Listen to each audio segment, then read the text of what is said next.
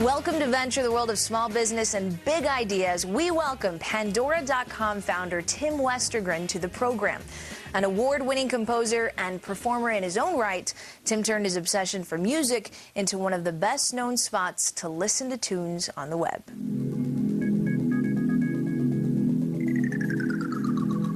You've heard of the Human Genome Project, but what about the Music Genome Project? In 2000, Tim Westergren, with the help of 50 music analysts, started what he believed to be the most comprehensive analysis of music ever attempted. Westergren called it the Music Genome Project. He and his team listened to one song at a time.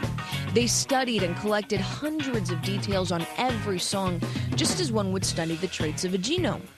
It's the data from this project that helps power the well-loved online radio website, Pandora.com.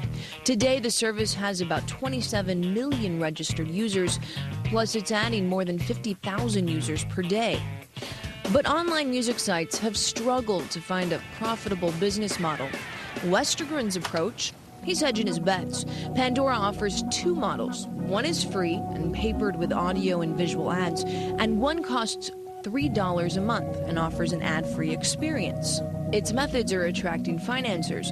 They just secured a new round of venture capital money, reportedly over $30 million worth.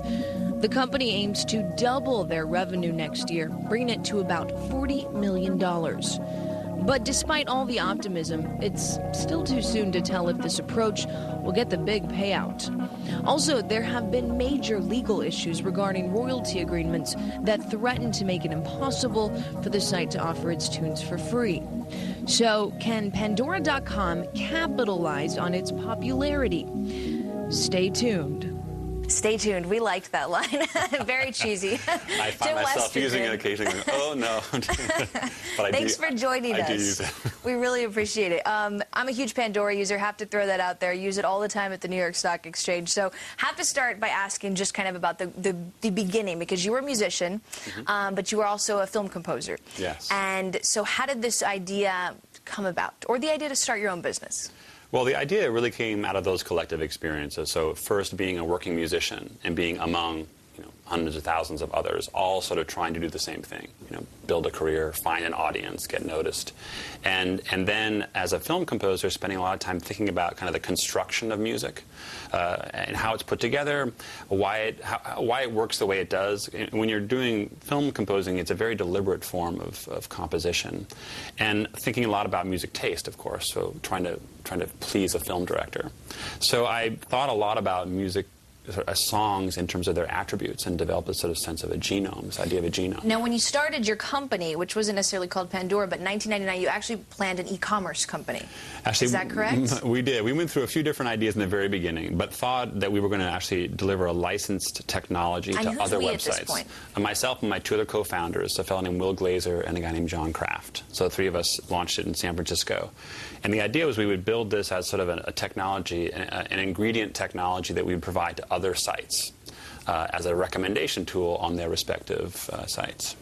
But then it's developed into, in 2000, you kind of started this Music Genome Project. So how did the idea to actually begin this project and invest in spending the time to figure out the attributes, how did that get started? Well, so I had this notion as a composer and a musician that I could understand someone's taste, and you could actually codify it with this list of attributes. And so I sat down and literally wrote out a list of musical attributes, everything from melody, harmony, rhythm, form, instrumentation, the sound of the voice, you name it, a big sort of comprehensive taxonomy that I thought sort of represented the DNA of songs. And I thought, if I can analyze songs using that DNA, I could make a really interesting connecting tool for songs. Now, it sounds really simple, but this is what a lot of our traders out there use, but there's an actual algorithm that you created to use this, to do this, correct? See, there's two parts to it. There's a musicological part done by music analysts, and then a mathematical part that sort of translates that into the Pandora. Okay, so talk to us about the musicians that you hired and what they do exactly and how it works out. So they're about 50. And their job is to come in every day, throw on a pair of headphones, and start listening to songs. And they literally analyze every song along close to 400 musical attributes per song.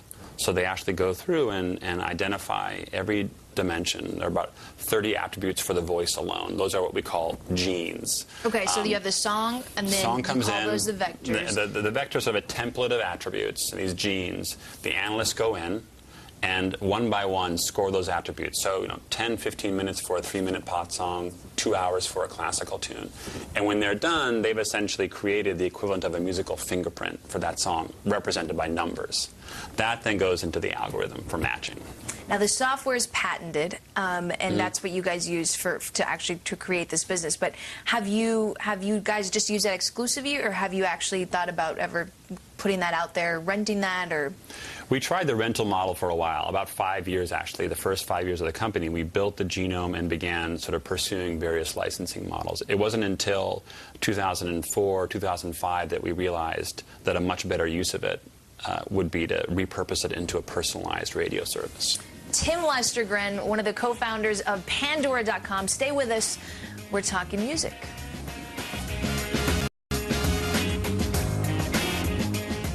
Welcome back to Venture. I'm Chris Valerio. I have the honor to be with Mr. Tim Westergren, one of the co-founders of Pandora, talking about how the business began and what Pandora actually is. But let's go back to the beginning, because you founded the company, you founded the idea of the company right when the technology was really high, but then obviously we had the bubble. So the bubble burst. Yes. So how did that impact your business, and how long did it take you then to recover and start what is now known as Pandora? So we launched the company in the very beginning of 2000, and literally weeks before everything fell off a cliff. So we spent about 4 years in sort of survival mode, and spent a good amount of that time not taking salary, but building the infrastructure that would eventually become Pandora. We experimented with business models, and then wound up at the end of 03, 04, raising our first round of a large round of institutional investment. It was 21, 30 million, somewhere around there, right? Yeah, a little less than that, but closer to 10. But it was the money that kind of gave us the time to stop and take a breath and say, okay, we've got this really interesting piece of intellectual property. What should we do with it? And we hired a fellow named Joe Kennedy to come in and be the CEO at the time. And the company went through sort of a big revisioning and wound up realizing, gosh, radio's changing fast. It's going online, and we have the perfect sort of ingredients for that product. So then we kind of turned the ship in that direction. And what that ingredient was is using the technology that you had to be able to then give listeners songs that are similar to the ones that they like, not only artists, but according to the attributes that you were talking about. Exactly, and radio has for a long time, I think, not sort of met the appetite of listeners. People can't get what they want on radio stations. Broadcast streams one station at a time. So there's several recommendation engines that were out there at the time, but yours, it doesn't do collaborative filtering, what we call collaborative filtering. So tell us about the difference and how you decided that how that was going to happen. Sure, so the sort of state of the art was, and to some extent still is, collaborative filtering, which is just comparing different people's listening or purchasing habits, the way Amazon does. If you like this book, people like that book like this one. The Genome actually understands the intrinsic value or information in the product. So if you like a song, we actually connect that song not based on how you compare to other listeners, but based on how that song compares to other songs. So the beauty of that is it's the one form of recommendation that's not a popularity contest. So we can surface stuff you've never heard before by just looking at musicology. Here's an example. For instance, you mentioned on your site Abbey Road is one of your favorite albums. So you put in that you like Abbey Road, and then it gives you recommendations for... Right. So I could type in the Beatles, or I could type in any song off of Abbey Road, and it will introduce me essentially to artists who sound similar. Some I'll know, some I won't. And I'm a big Beatles fan, and a number of my stations are seeded with Beatles songs. And I've been introduced to all sorts of artists who, share their musical qualities. And that's kind of an important thing, correct? When you developed this model, was to bring other artists in that maybe aren't so mainstream, that people don't know about, because you wanted to get some... Yeah, and those are my roots. I mean, that's what I did for many years. I was in a van driving around the country, and I saw so many talented artists that nobody knew about. And they just lacked exposure. And I think what the Genome does is it surfaces all of that great music, which I think could eventually become a musician's middle class. Okay, so let's talk a little bit about the business right now. How many artists or songs do you have on Pandora now? We have close to 80,000 artists and about 750,000 songs. And we do about 10,000 new songs a month. A month. Okay, so one of the issues is that you can only get it in the U.S., and you guys have some kind of software that tracks where your computer is. Why is it that you can only do it in the U.S.? Yeah, that's an issue with licensing. So when we stream music over the web, we're required by copyright law to pay various royalties and abide by certain legal constraints. In the U.S., there's a one blanket license we can take advantage of that centralizes all that. That same license doesn't exist anywhere else in the world, and certainly not affordably. So we're stuck right now in the U.S. Are you trying to work to try to get international? Absolutely. Have been for a while. Let's talk about the business model here, because you certainly have to make money. So yes, it is it's a freemium, is what I read, is kind of the mix of, you have free online streaming with some ads in there. You have ad space, not only the actual online ad space, but audio ad space. And then you also have a subscriber service. So how did you come up with that model? Well, the cornerstone of the business is the advertising-supported free version of Pandora. There are actually 3 different options. There's free ad-supported, there's free for 40 hours, and then 99 cents for the rest of the month. And we're going to talk about that later, because that's new. Okay, and then, right, that is. And then the subscription version, which is $3 a month, $36 for the year. And we just wanted to offer something that accommodated the people who didn't want to pay, people who were okay to pay, people somewhere in between. But it's all about advertising supported. So where's your revenue come from? What percentage of your revenue comes from the advertising, and what comes from the subscription base at this point? Well over 90% comes from advertising. And obviously those advertising rates have dropped lately, I'm assuming, or at least the interest in getting advertisings out there. How radically has the environment changed in the last year for you? Well, we've actually had a great year. So we're doubling revenue this year over last year. And I think what's happened in the advertising space, you're right, it's constricted, and it's gotten much more tough, but we're doing okay. Tim Westergren, one of the co-founders of Pandora.com. We'll talk more about that business. Stay with us. You're watching Venture. Welcome back to Venture. I'm Chris Valerio. I am joined by one of the founders of Pandora.com, Tim Westergren. Thanks for joining us again. So we were talking a little bit about, you were mentioning your growth rates that you have this year, which are large. And one of the things, we were talking kind of where your revenue base is coming from. So the environment, obviously harder. Some of the statistics I had actually on online advertising, I mean, you had online ad growth used to gain 20 to 30% a year. Last year it was 10.6%. This year is expected to grow 4.5%. So maybe your rates aren't dropping, but how are you able to get new advertisers in this environment? So I think what's happening is advertisers are becoming a lot more discriminating. And those that are out there advertising, everyone has to continue advertising, they're bifurcating the market into sites whose platforms work and those who don't. If your site doesn't work, in other words, people don't pay attention to the ads, don't click through them, they're not well integrated, they're just falling off a cliff. And I think what's happening is for sites who do have good ad products, they're being rewarded and having quite good years. And I know a handful of companies doing that. And we're definitely in that category. So far, it's actually been a banner year for us. And let's talk about the growth rate. So you mentioned how many you're adding. You plan to double your revenue to $40 million. This year. Are you on track for that? Are you still on track for that? Now, you're not profitable yet. No. Hope to be kind of the beginning of next year, though. And you still think you can do that first quarter, second quarter? Yeah, early in the year. That's our hope. One of the things that where you've seen the growth is because of these applications for smartphones. You had the BlackBerry introduced a few months ago, the iPhone about a year ago, recently the Palm Pre. I know that with the iPhone, you have 18 to 20,000 a day, is that correct, that are going into it? So that's something like 33% of your daily growth coming from that. Talk to me about how that relationship began and how you started developing that. Yeah, well, the iPhone has single-handedly changed our company's trajectory. We launched it about a year ago, and in addition to contributing something like a third to a half of our new registrations every day, like you said, close to 20,000. It's also, I think, changed the definition of our entire industry from computer radio into just sort of more broadly radio, because you can take the iPhone with you, plug it into your car, take it to the gym, dock it at home, and listen through your home stereo. I got to say, I have the app on my iPhone, and I listen to it walking through the park, so yeah. Well, that's a big change for us, because that means, most people listen to radio in the car and at home. That's 80% of radio listenership, and now Pandora can be there. So I think strategically for us, it's been a huge change. Now, how fast is your Palm Pre growing? Because, I mean, you could still grow, obviously, with iPhone and the BlackBerry, but this is the latest, correct? Yeah, Palm's not contributing nearly as many listeners as the BlackBerry and the iPhone are. But I think, it's obviously a brand new product, and it'll grow over time, I think. But do you have partnerships with these companies? Yeah, for each one of those providers, having a good relationship on the software development side and marketing side is really important. One of the other issues, at least with growth, is that you've talked about possibly getting in cars. I mean, we talk about satellite radio versus internet radio. You've mentioned the interest in that, speaking with a colleague of mine a few months ago. But what is the actual reality of that? I mean, are you talking to auto developers? Are you talking to these companies? Is it a hardware issue? Where do you stand in that? Yeah, we're building the products, and actually Ford Sync has announced that they're partnering with us, and I think they're hoping to release it early next year. So it's very real. Cars have a somewhat longer time horizon for releasing products, and they take some time to adopt them, but it's very much of a reality, and I think the car is such a key venue for radio that it's a huge priority for us.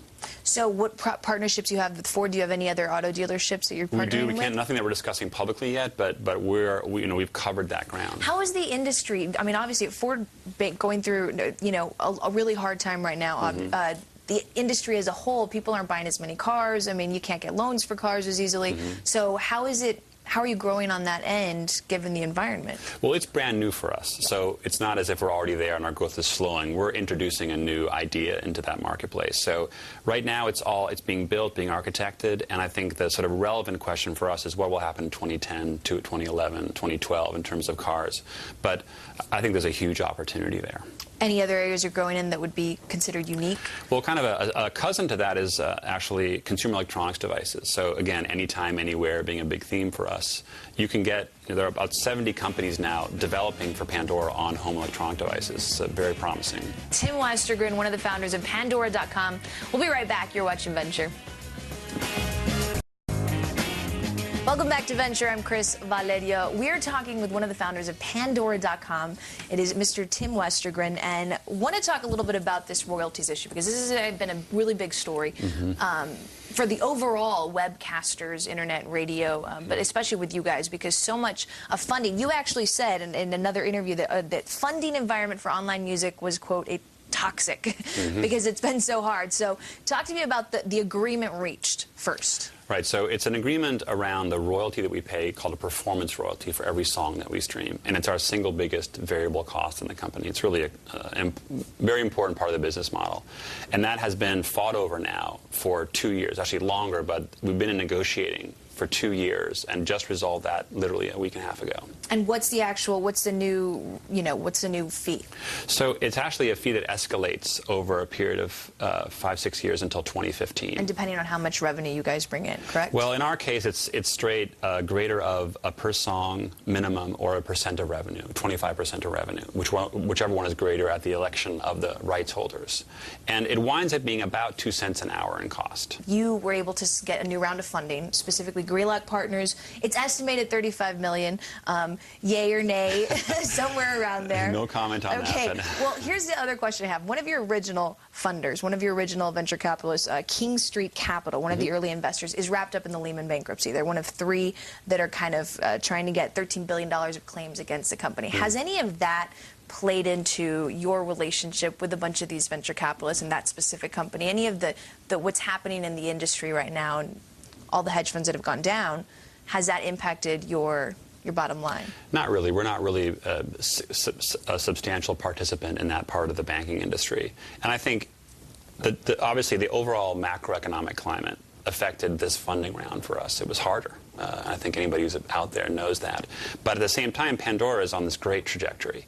And a lot of the underlying business models are being proven when you add in this royalty resolution. So there's a lot of optimism, and I think if you asked our board to a man, they would all say that this is one of their more promising investments. So a lot of tailwinds for us. So to the extent there was some negative impact on the market, I think it's actually worked out quite well. Is this a sustainable model from the advertising standpoint? So there are a handful of factors that really play into a company's ability to get over the hump.